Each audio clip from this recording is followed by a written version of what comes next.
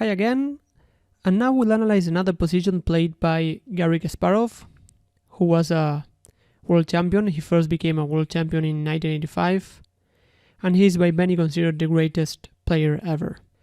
So the position that we have in front, it was reached after 20 moves, so the game is still in the opening going into a middle game.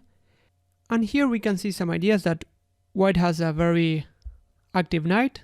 It is black to play, and one idea might be to attack this knight, but the most natural idea here is to develop the remaining pieces. So we see that the bishops and the knight are already developed, so they are not on their initial squares, but we see that the queen and the rooks can still be improved. For instance, this rook on a8 is quite passive, this rook on f8 is not doing a lot, also the queen is on the initial square. So with that in mind, here the most natural way to continue would be to play rook to e8, which is one idea, so we see that this rook is more active here, or also try to find a way to activate this rook on a8.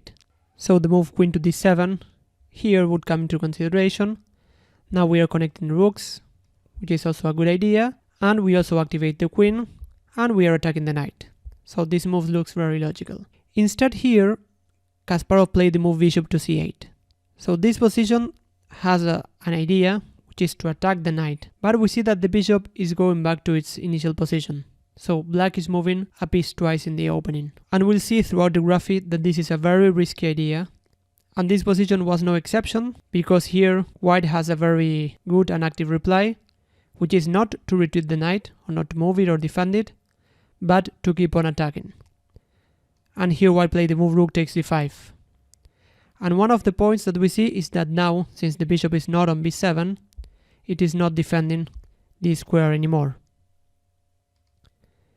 And the main point is that after queen takes d5, then here white has the move knight to e7, which attacks the king and the queen.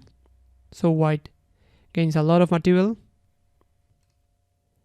And if black takes on d5 with the knight, then after queen takes g7, it is checkmate.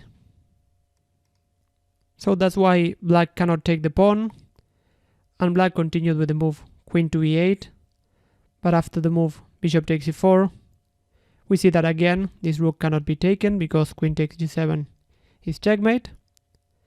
So now white is 2 pawns up, so that's why Kasparov resigned. So here Kasparov broke a very basic opening principle, which is the principle of development, that we'll study on this graphic.